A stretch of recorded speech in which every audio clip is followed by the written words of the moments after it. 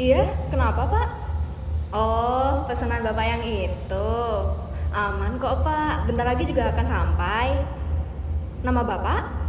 Oh tenang Pak, nama Bapak nggak akan muncul sama sekali Pak. Tenang, Bapak aman. Iya Pak, baik, siap Pak. Oh iya Pak, Eh, jangan lupa Pak, dikirim ya Pak, itunya. Iya, itu nanti dikirim ya Pak, jangan lupa ya Pak. Oke, makasih Pak, siap.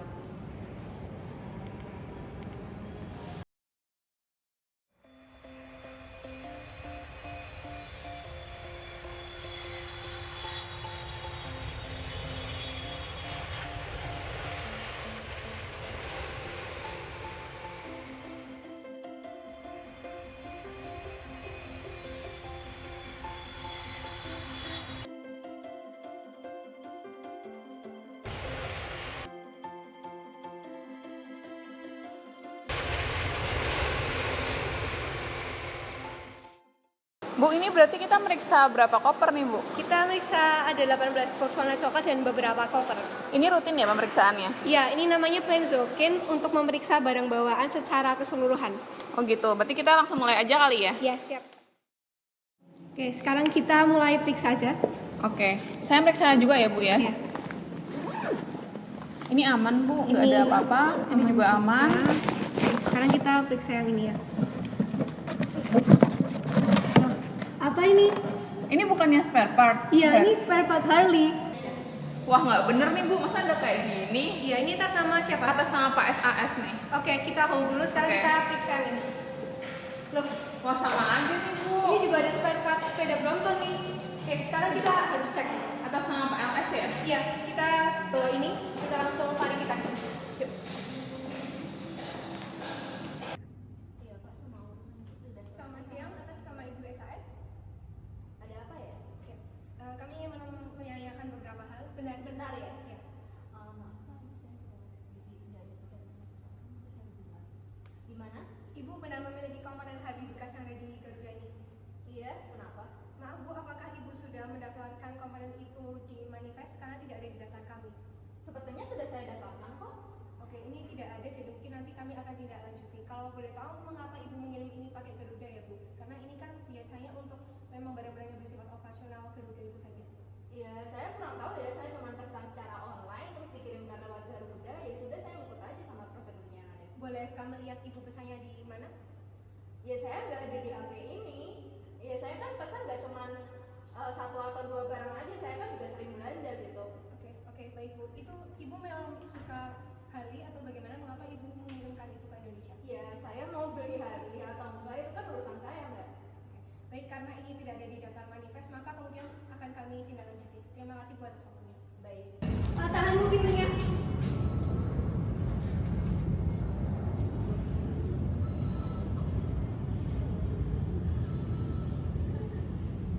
Selamat siang, atas nama Ibu RS. Iya benar. Kami ingin menanyakan apakah Ibu membawa 2 sepeda Brompton dalam penerbangan kali ini? Iya benar. Ya, ini tidak ada di daftar manifest, jadi mungkin kami akan tindak lanjuti. Untuk kepentingannya, mengapa Ibu membawa sepeda ini ya Bu? Ya kan saya hobi bersepeda. Untuk lokasinya, apakah Ibu membelinya di luar negeri atau bagaimana? Ya mana tahu. Ya kamu nggak perlu tahu itu. Ya, Bu, kami yang menanyakan. Sorry, saya sibuk ya. Ibu, Bu.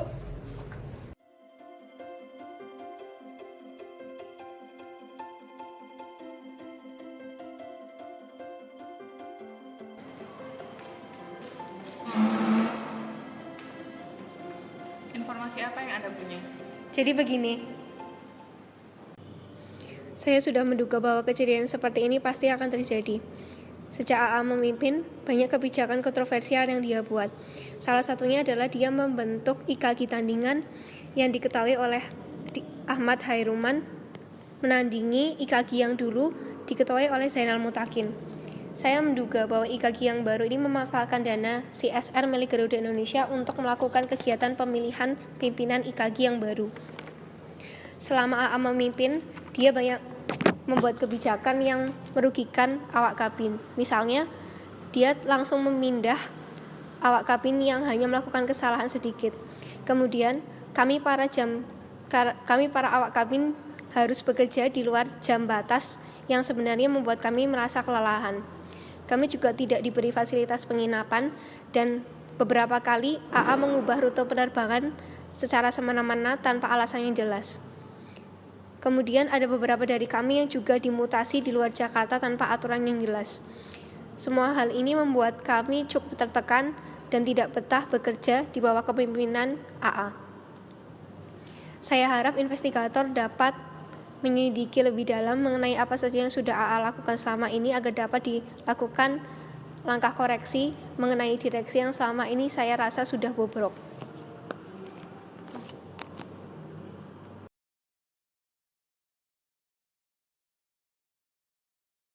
Selamat pagi Ibu-Ibu sekalian. Terima kasih telah memenuhi panggilan kami dari Kementerian BUMN untuk datang membahas kronologis kejadian penyelundupan sepeda motor dan sepeda lipat Brompton. Selamat datang Ibu Farah Amalia sebagai pihak investigator dan juga Ibu Yeni Wahid sebagai perwakilan dari Komisaris Independen. Jadi bagaimana investigasi dari pihak Farah? Kalau dari kami sendiri, kami sudah mengirimkan hasil investigasi kami kepada email ibu-ibu sekalian. Kami harap juga ibu sudah melihatnya, sudah mempelajarinya, jadi ibu mempunyai gambaran dari kasus yang dilakukan oleh AA serta langkah yang akan diambil selanjutnya sudah dipertimbangkan lebih lanjut. Terima kasih atas hasil analisis dari pihak Farah yang sangat komprehensif. Setelah kami telaah lebih lanjut, berdasarkan informasi dari Kementerian Keuangan, Sri Mulyani sendiri menyampaikan bahwa potensi kerugian atas kasus penyelundupan ini mencapai 522 juta hingga 1,5 miliar. Dan menurut Kementerian Perhubungan sendiri, kasus ini melanggar Peraturan Menteri Nomor 78 Tahun 2017, sehingga sanksi yang dapat kami jatuhkan berkisar antara 25 juta hingga 100 juta rupiah. Apakah itu tidak terlalu kecil, Bu, melihat dampaknya yang sebesar tadi? Oke, pendapat dari Farah akan kami tampung untuk investigasi selanjutnya. Lalu bagaimana pendapat dari pihak Komisaris Independen sendiri? Kami dari pihak Komisaris Independen sebenarnya telah mengadakan rapat kecil kemarin lusa mengenai langkah-langkah preventif yang harus dilakukan oleh PT Garuda Indonesia sendiri dalam menanggapi kasus AA ini. Saya rasa langkah pertama yang tepat dilakukan adalah mengganti jajaran-jajaran direksi, yang terutama adalah direksi bagian teknik, layanan, dan juga operasional, karena memang masalahnya ada di situ sebenarnya. Direksi yang baru ini saya harapkan akan dapat membentuk culture Garuda yang baru yang jauh lebih jujur, terbuka, dan mengapresiasi setiap karyawannya. Langkah kedua yang juga perlu kita ambil dan tidak kalah penting adalah membentuk sistem whistleblowing yang efektif, di mana nanti para whistleblower ini, yaitulah karyawan-karyawan Garuda, akan diberi penghargaan oleh manajemen jika mereka berhasil mengungkapkan gejala-gejala seperti fraud dan lain-lain. Tapi kita tidak luput juga dengan sikap skeptis, di mana kita harus menilai dasar-dasar dan bukti-bukti yang valid mengapa mereka dapat melaporkan kejadian tersebut. Dari kasus ini sebenarnya kita juga dapat menyimpulkan bahwa auditor independen yang kita hire tidak qualified, dan juga sistem internal control perusahaan saya rasa masih banyak celah yang perlu kita perbaiki. Yang pertama, tentu kita harus meng-hire auditor independen yang dapat melakukan audit secara proaktif, di mana nanti audit ini tidak hanya audit dari segi laporan keuangan, namun juga audit dari sisi operasional Garuda Indonesia. Internal control yang efektif tentunya akan mencegah kasus-kasus serupa akan terjadi di kemudian hari. Baik, setelah mendengar kesimpulan dari pihak investigator maupun Komisaris Independen, kami akan segera menindaklanjuti dengan mengadakan rapat luar biasa Garuda Indonesia beberapa hari ke depan.